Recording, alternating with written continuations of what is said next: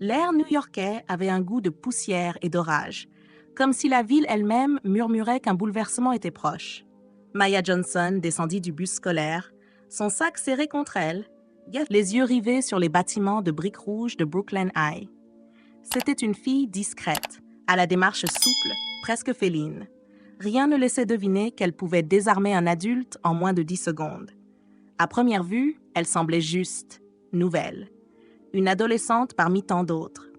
Mais sous ses vêtements sobres et son silence calculé, Maya transportait un secret lourd, un passé bâti dans la sueur, la discipline et la douleur. Son père lui avait tout appris, jusqu'à ce jour où la violence avait volé leur vie tranquille. Depuis, elle avait juré de ne plus jamais se battre. Pourtant, ce matin-là, une tension vibrait dans l'air. Quelque chose lui disait que ce serment allait être mis à l'épreuve. Elle ne connaissait personne ici, et ça lui allait très bien. L'objectif était clair, finir l'année, obtenir son diplôme, repartir. Pas d'amis, pas de drame, juste des journées grises et anonymes. Mais les murs du lycée murmuraient d'autres intentions. Des regards se tournèrent dès qu'elle franchit la porte principale. Un murmure traversa les couloirs comme une onde électrique. La nouvelle fille. Ashley Mitchell, reine autoproclamée de Brooklyn High, la remarqua immédiatement. Elle sentit en Maya une étrangeté qu'elle ne pouvait nommer. Ce n'était pas le style, ni la façon de parler. C'était ce calme glacé, ce regard fixe et pourtant fuyant, comme une bête qui ne dort que d'un œil. « Qui c'est-elle » demanda Ashley à son groupe. « Maya Johnson. Elle vient de Chicago ou un truc du genre ?» Ashley plissa les yeux. Elle a une tête de fille qu'on peut briser facilement. Si seulement elle savait. Ce que ni Ashley ni aucun de ses fidèles ne devinait, c'est que la fille silencieuse qui grattait timidement son cahier en classe avait passé plus de 10 ans sur des tatamis à apprendre à transformer la peur en puissance. Elle avait vu des hommes 2 fois plus grands qu'elle tomber. Elle avait ressenti la morsure des coups, mais surtout, elle avait appris à ne jamais frapper la première. Mais parfois, le monde vous pousse à faire une exception. Les premiers jours passèrent dans un faux calme. Maya marchait vite, mangeait seule et restait concentrée sur ses cours. Mais le silence est parfois plus bruyant que les mots. Ashley Mitchell n'en supportait pas la neutralité. Elle avait bâti son pouvoir sur le contrôle. Qui regarde qui rit de qui obéit. Et Maya ne réagissait pas. C'est lors d'un mercredi pluvieux en sortant de biologie que tout bascula. Ashley, flanquée de ses acolytes, Kiara, la vipère moqueuse, et Zoé, la brute souriante, l'attendaient dans le couloir.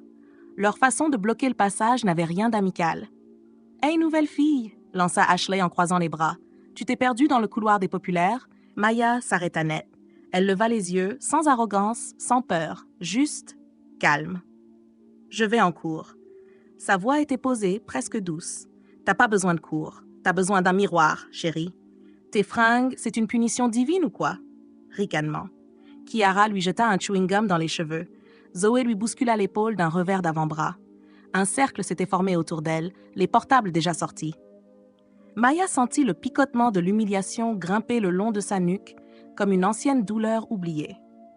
L'ancienne Maya aurait réagi. L'ancienne Maya aurait déjà fait un balayage parfait, suivi d'une clé d'épaule. Mais elle ne bougea pas. Elle fixa Ashley, ses yeux d'un noir profond ancrés dans les siens. Et quelque chose, juste une fraction de seconde, fit frémir la reine du lycée. « J'ai vu des regards comme ça », chuchota Zoé plus tard. « Ce genre de regard qui t'évalue comme une cible, mais qui t'épargne. » Mais le harcèlement ne faisait que commencer. Le lendemain, Maya retrouva son casier peint avec du marqueur indélébile. « Retourne d'où tu viens. » Le jour suivant, son déjeuner finit renversé sur sa tête dans la cafétéria. Et toujours, elle restait droite, silencieuse. Une énigme insupportable. Mais derrière ses pupilles impassibles, quelque chose bougeait. Un compte à rebours. Le soir, allongée sur le vieux matelas de la chambre prêtée par sa tante, Maya fixait le plafond jauni. Les rires d'Ashley résonnaient encore dans sa tête, aussi nets que les claquements d'un gant contre un sac de sable. Sa mâchoire était crispée, ses poings aussi. Mais ce n'était pas la peur qui la hantait. C'était ce qu'elle pourrait faire si elle décidait d'y répondre. Elle connaissait son corps comme une arme. Chaque muscle, chaque respiration, Chaque déplacement avait été forgé dans la discipline. Des années entières dans des dojos, dans des salles fermées, où le silence était rompu uniquement par des cris de concentration et le bruit mat des corps chutants. Mais elle avait promis. Jamais plus. Pas depuis ce tournoi. Pas depuis ce combat où elle avait perdu le contrôle et blessé quelqu'un. Gravement. Ce n'était pas de la violence, c'était de la rage. Une rage qu'elle avait longtemps enterrée, mais qui respirait à nouveau dans l'obscurité de sa nouvelle vie.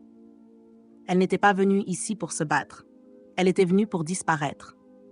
Alors quand Ashley l'avait humiliée, quand les rires avaient fusé, quand Kiara l'avait poussée contre les casiers, elle n'avait pas levé un doigt. Pas parce qu'elle ne le pouvait pas, mais parce qu'elle se battait contre elle-même. Dans un tiroir fermé à clé, sous ses affaires, dormait un vieil uniforme d'arts martiaux, taché, usé, sacré. Elle ne l'avait pas touché depuis plus d'1 an. Rien que de le regarder lui faisait monter la nausée. Elle ferma les yeux, respira. Tu n'es pas elle. Tu n'es plus elle. Mais au fond de son cœur, elle savait déjà qu'on ne pouvait pas fuir ce qu'on est. Le gymnase sentait la sueur, le cuir vieilli et les rêves brisés. Un lieu brut, sincère, où les illusions restaient accrochées au mur. Maya s'y rendait chaque mercredi, prétextant une option sport. En réalité, c'était le seul endroit où elle pouvait entendre ses propres pensées sans qu'un ricanement vienne les piétiner. Là, le bruit du ballon contre le sol, les chaussures glissant sur le parquet et les souffles haletants des élèves formaient une mélodie presque apaisante. C'est là que Madame Vega l'observa pour la première fois. Pas comme une professeure observe une élève, mais comme une combattante reconnaît une autre. Vega avait le visage marqué, les traits taillés à la lame, des yeux fauves qui ne clignaient presque jamais. Ancienne championne de MMA, elle était revenue à l'enseignement après une grave blessure. Beaucoup la craignaient. Maya l'évitait. Jusqu'à ce jour. Pendant que les autres lançaient des balles en courant dans tous les sens, Vega la regarda bloquer un ballon avec une précision presque militaire. Elle n'avait pas crié, pas ri. Elle avait juste pivoté sur un pied et intercepté la trajectoire avec une vitesse silencieuse. Vega s'approcha lentement, bras croisés. Joli réflexe. T'as fait du sport avant? Maya haussa les épaules. Un peu, mais Vega ne lâchait pas les yeux. Le genre de sport où on apprend à respirer avant de frapper? Un silence lourd suivit. Maya détourna le regard. J'ai arrêté. Vega hocha la tête sans insister. C'est souvent pas le corps qui lâche, c'est ce qu'il y a derrière. Le lendemain, elle glissa à Maya un vieux livre sur les arts martiaux philosophiques. Pas de violence, pas de technique, juste des mots. Sur le courage, l'équilibre, le respect de soi. Pas un mot sur Ashley, pas un mot sur la douleur, juste un espace où Maya pouvait exister sans avoir à se battre. Pas physiquement, juste intérieurement. Et dans ce silence partagé, quelque chose en elle se redressa. Une idée, une force. Pas celle qui frappe, celle qui endure, qui choisit quand frapper et pourquoi. Les vestiaires sentaient la moisissure, le plastique humide et l'humiliation. Ce jour-là, il n'y avait que 3 filles à l'intérieur. Maya, qui rangeait son sac, le regard plongé dans le vide. Ashley et Kiara, qui entraient comme on entre dans une arène, claquant la porte derrière elle. Maya ne se retourna pas, mais elle entendit le clic métallique, verrouillé. « T'as cru qu'on allait juste te laisser ignorer les règles, la nouvelle ?» dit Ashley d'un ton presque joyeux. Kiara jeta le sac de Maya contre le mur. Les livres s'éparpillèrent, sa bouteille se renversa. Maya inspira, lentement. Ashley s'approcha dans son dos, posa 2 doigts glacés sur son épaule. « Tu fais la fière devant tout le monde, mais ici t'as personne. » Elle la poussa, pas fort, mais assez pour réveiller quelque chose. Maya fit un pas en avant sans tomber. Kiara l'attrapa par les cheveux. Elle sentit la brûlure derrière sa nuque. L'instinct cria. L'esprit résistait encore, mais son cœur, lui, s'était redressé depuis longtemps. Alors elle tourna lentement la tête, ses yeux noirs rencontrant ceux de Kiara. Et cette fois, elle ne détourna pas le regard. Elle agrippa le poignet de la fille, doucement d'abord, puis avec fermeté. Elle ne tira pas, elle ne frappa pas. Elle retira la main de ses cheveux, comme on éloigne une branche trop intrusive. Ashley, surprise, fit un pas en arrière. « Je t'ai dit de me laisser tranquille. Une seule fois. » Tuvien-Doigt était calme, tranchante, lourde de vérité. Elle se retourna, récupéra son sac et marcha jusqu'à la porte. Elle savait que tout pouvait exploser, que le retour serait violent. Mais elle ne se cachait plus. À cet instant précis, Maya Johnson n'était plus une cible. Elle était un avertissement. Les couloirs du lycée avaient changé. L'air n'était plus seulement chargé de moqueries. Il vibrait d'autre chose. Quelque chose que Maya connaissait bien. La peur mêlée à la honte. Ce regard qu'ont les gens qui savent qu'ils sont suivants sur la liste. Un jour, entre deux cours, un garçon discret du nom de Léo l'aborda. Caméra toujours pendue au cou, œil vif et voix basse. T'as pas réagi quand elles t'ont poussé, mais t'avais pas besoin de le faire. Je t'ai vu. C'est elles qui ont paniqué. Maya resta muette. Il lui tendit un USB. J'ai filmé une partie et j'ai d'autres trucs, d'autres victimes. T'es pas la seule, Maya. Plus tard, dans une salle informatique, elle rencontra Tasha, une fille d'apparence désinvolte, mais dont les doigts dansaient sur les claviers comme des lames affûtées. Je peux faire parler le site du lycée. Je peux envoyer des vidéos à tous les élèves, avec un filtre IP invisible. Elle haussa les épaules. J'ai mes raisons. Maya découvrit qu'Ashley, depuis 2 ans, régnait par la peur et le chantage. Photos, secrets, rumeurs bien placées. Elle ne frappait pas toujours physiquement. Elle était plus subtile, plus toxique. Léo montra les enregistrements. Des filles pleurant dans les toilettes, des garçons insultés publiquement, une prof virée après avoir tenté de la confronter. Maya sentit la rage monter, mais cette fois, elle l'écouta sans la fuir. Elle la canalisa. Un plan naquit. Pendant ce temps, Ashley sentait que quelque chose lui échappait. Elle voyait Maya parler à des gens. Trop de gens. Alors elle prépara son coup ultime, le bal annuel. Une soirée scolaire où tout le monde serait là. Elle prévoyait d'exposer la double vie de Maya, d'inventer un passé criminel, de projeter des images falsifiées devant tout le monde. « Cette fille croit qu'elle peut me défier ?» dit-elle à Kiara. « Je vais lui apprendre ce que ça coûte, devant tout le monde. Elle va regretter d'avoir osé respirer dans mon espace. » Ce qu'elle ignorait, c'est que Maya aussi préparait son attaque, mais à sa manière. La nuit était tombée sur Brooklyn, lourde et sans étoiles. Dans la chambre baignée de la lumière tremblotante d'une lampe de chevet, Maya restait assise, immobile face à une vieille malle en métal cabossé. Elle ne l'avait pas ouverte depuis 1 an. Right. Elle inspira profondément. Ses doigts tremblaient lorsqu'elle fit sauter les loquets. À l'intérieur, tout était encore là, intact malgré les années. Les médailles dorées, argentées, noircies par le temps, brillèrent un instant sous la lumière. Elle les effleura. Chaque objet avait un poids, une mémoire, une cicatrice. Puis elle tomba sur les lettres. Les lettres de son père, écrites à la main, toujours soigneusement pliées dans leurs enveloppes. Il écrivait toujours avant les tournois. Des mots simples mais puissants. Ta plus grande victoire ne sera jamais sur le ring, Maya. Ce sera le jour où tu refuseras de te battre pour ton ego et choisiras de te battre pour ton âme. Je t'ai entraîné pour te défendre, pas pour détruire. Ta force n'est pas dans ton corps, mais dans ce que tu refuses de devenir. Elle ferma les yeux. Les larmes roulèrent, silencieuses. Ce n'était pas de la tristesse, c'était du feu.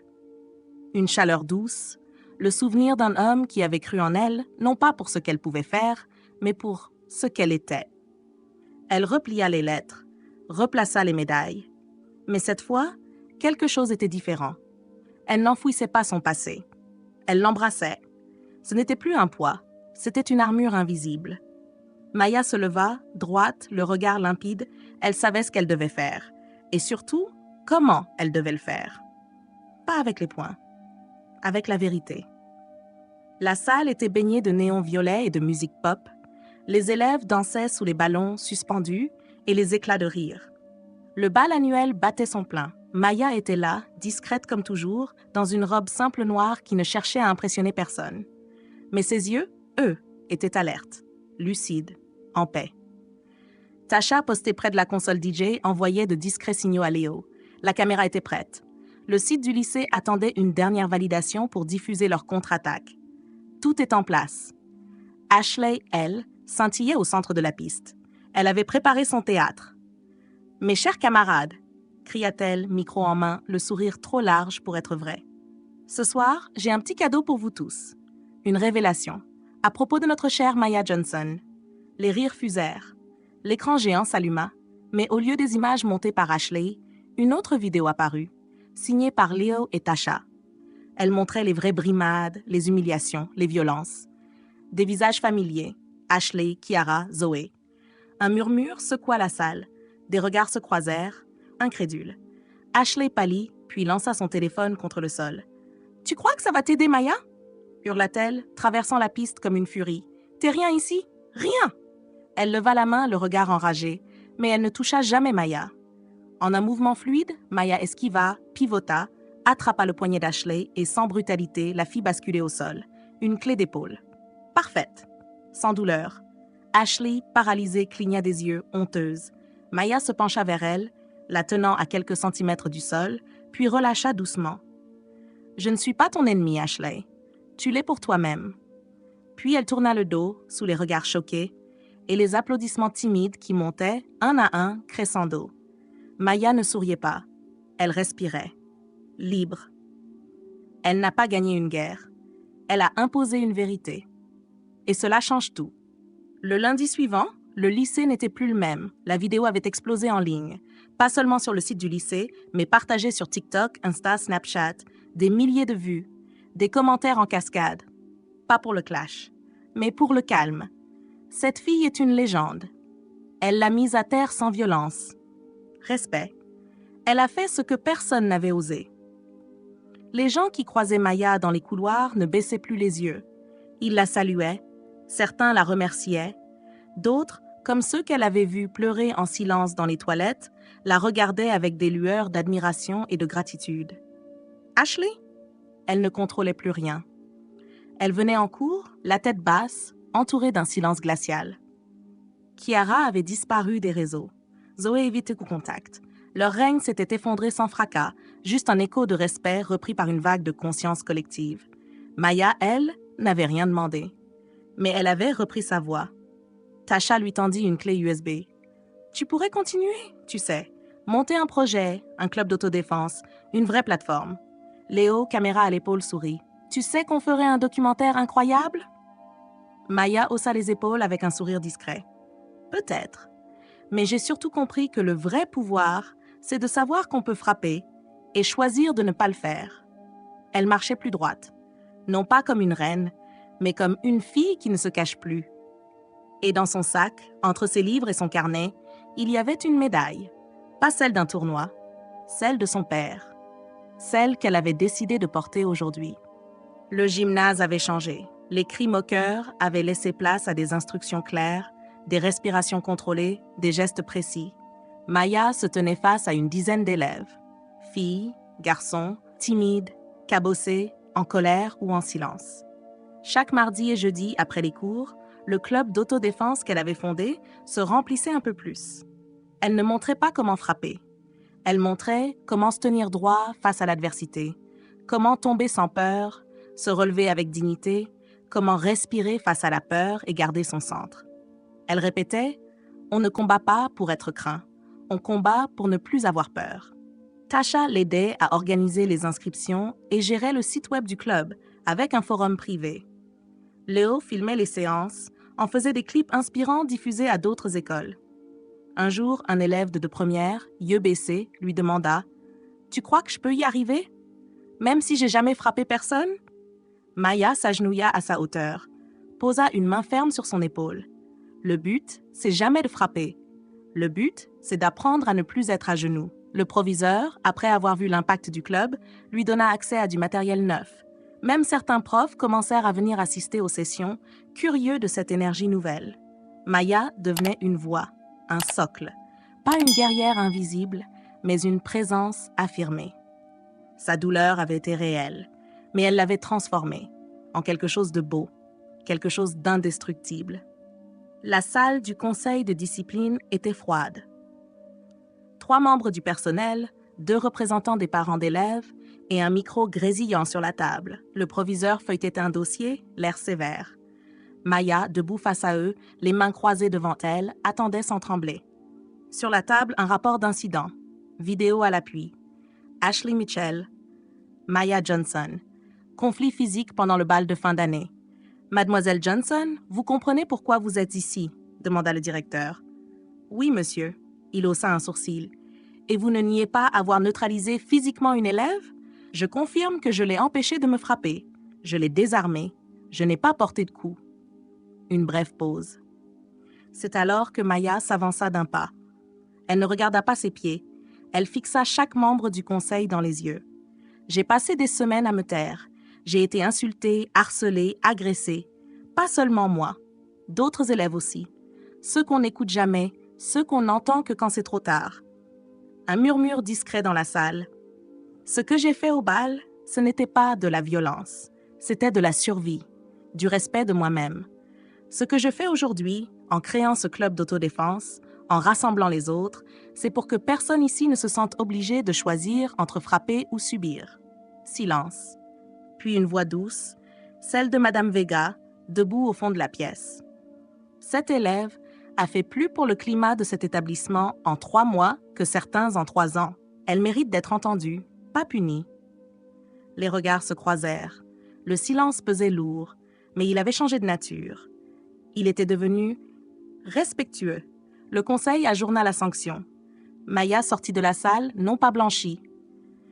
Le jour de la remise des diplômes, le ciel était clair. Pas de pluie, pas de drame. Juste le silence paisible d'une page qui se tourne avec dignité. Maya marchait dans la cour, toge noire sur les épaules, capuche légèrement penchée.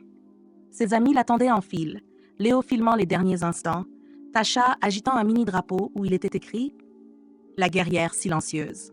Le proviseur, cette fois, lui serra la main avec un regard sincère. « L'université a de la chance de t'avoir, Maya. » Elle sourit. Rien d'arrogant, un sourire paisible. Elle savait ce qu'elle valait désormais. Au moment où elle monta sur scène pour recevoir son diplôme, les applaudissements fusèrent. Pas de cris exagérés, mais des gens debout, des élèves qu'elle avait aidés, des profs qu'elle avait inspirés, même quelques anciens bourreaux qui, un jour, l'avaient rabaissée. Et surtout, Madame Vega, au fond, le regard brillant. Plus tard, devant les grilles du lycée qu'elle franchissait une dernière fois, Maya sortit une feuille de papier qu'elle avait gardée pour ce moment. Une citation manuscrite de son père. « Tu n'es pas définie par ce que les autres te font, Maya. Tu es définie par la manière dont tu choisis de répondre. » Elle la lut une dernière fois, avant de plier soigneusement le papier et de le glisser dans la couverture de son carnet. Ce n'était pas une fin, c'était un début.